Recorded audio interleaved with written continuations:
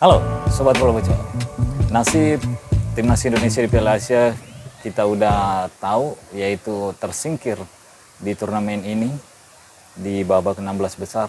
Dan yang belum pasti nasibnya yaitu pelatih dari Timnas Indonesia, Coach Sintayong. Apakah akan diberikan perpanjangan kontrak oleh PSSI setelah membawa Timnas Indonesia lolos ke babak 16 besar, teman-teman, dan memberikan sejarah baru untuk sepak bola Indonesia yang untuk pertama kalinya lolos ke babak 16 besar. Ya, kita akan menunggu seperti apa keputusan dari PSSI. Apakah akan kembali menunggu kelolosan dari Timnas U23 yang akan berlaga juga di Piala Asia U23 nanti, baru akan ada pembicaraan kontrak atau pembicaraan perpanjangan kontrak terhadap Coach Sintayong, teman-teman. Ya, kita tentunya akan menunggu, dan saya berharap Sintayong masih melanjutkan kinerjanya bersama PSSI melatih Timnas Indonesia, karena jelas-jelas kita udah melihat banyak sekali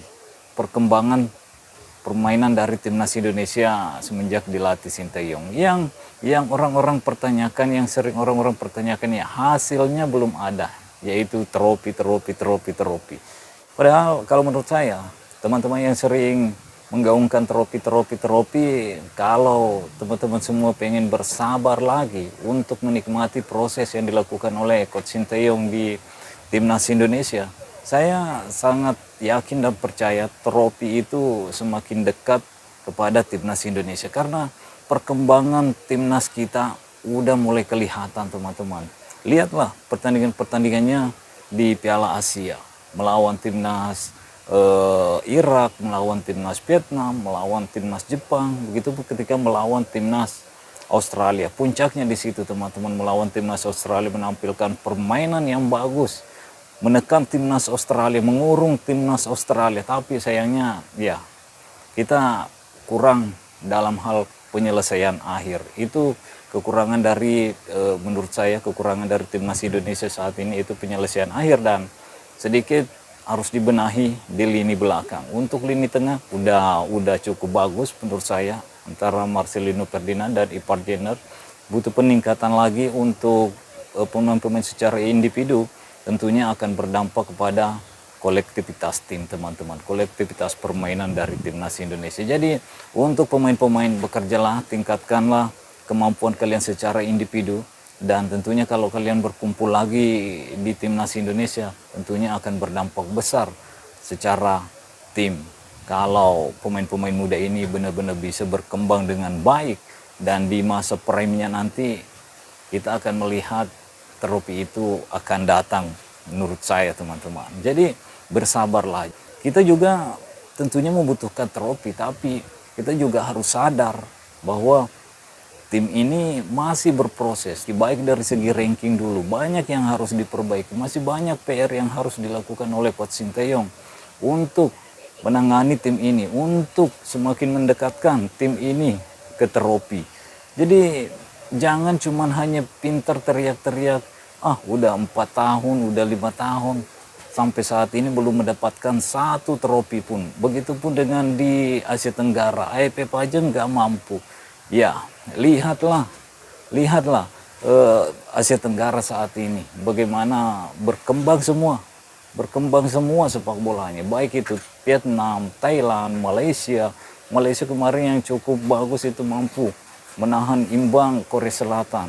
Malaysia, ya menurut saya salah satu ciri khasnya yaitu punya mental yang kuat, pantang menyerah meskipun tertinggal.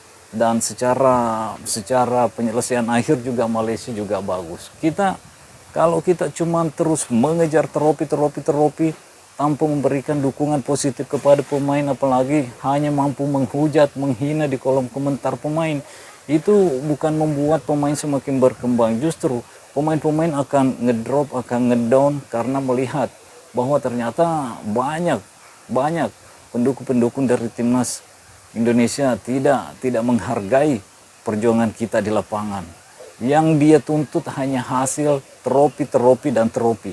Padahal ada proses yang dijalani oleh pemain ini untuk semakin dekat ke trofi itu, yaitu bekerja keras, meningkatkan skillnya, meningkatkan kemampuannya, meningkatkan passingnya. Lihatlah kemarin ketika menghadapi timnas Australia, akurasi passingnya mencapai 80%. Itu artinya tim ini benar-benar berkembang secara kualitas. Dari kemarin-kemarin kita melihat mungkin passingnya 70, 60.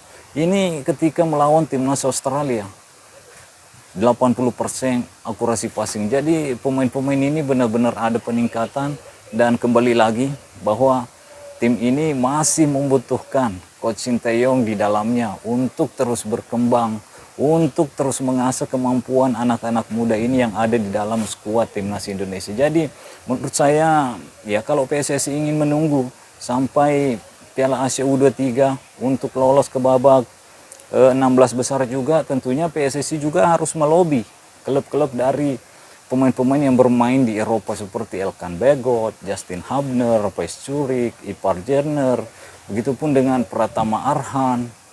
Itu tentunya harus dilobi untuk memberikan kekuatan maksimal juga kepada Coach Sinteyong untuk lolos dan mencapai targetnya sampai babak 16 besar. Kalau itu targetnya untuk bisa memperpanjang kontrak dari Sinteyong, PSSI juga harus bisa melobi klub-klub dari pemain-pemain yang bermain di luar negeri, teman-teman. Karena kita tahu sendiri Piala Asia U23 ini bukan agenda FIFA.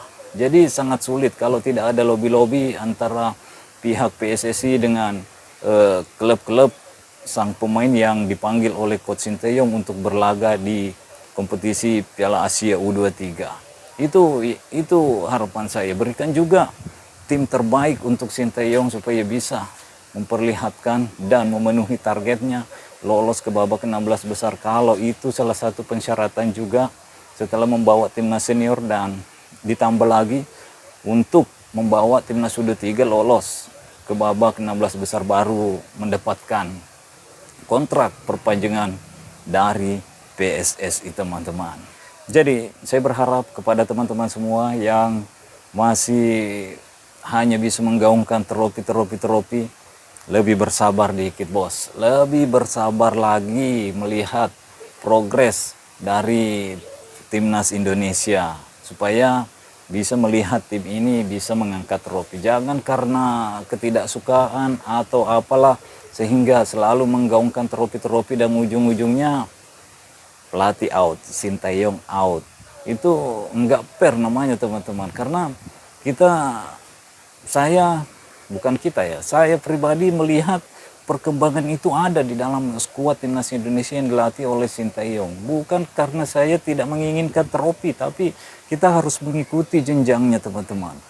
Dari bawah mulai passing, mulai pergerakan, mulai apalah pokoknya di dalam permainan, teman-teman. Itu ada runutan-runutannya. Jadi jangan tiba-tiba mengambil pelatih kelas dunia langsung ingin trofi. Kalau memang mau ganti pelatih sekarang, itu Jurgen Klopp tidak ingin memperpanjang kontrak di Liverpool. Begitupun dengan Xavi Hernandez. Kontaklah dia, itu pelatih-pelatih kelas dunia.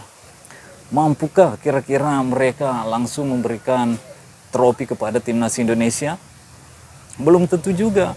Makanya kita juga harus sadar diri kualitas kita seperti apa. Ini ranking kita aja masih di bawah 100.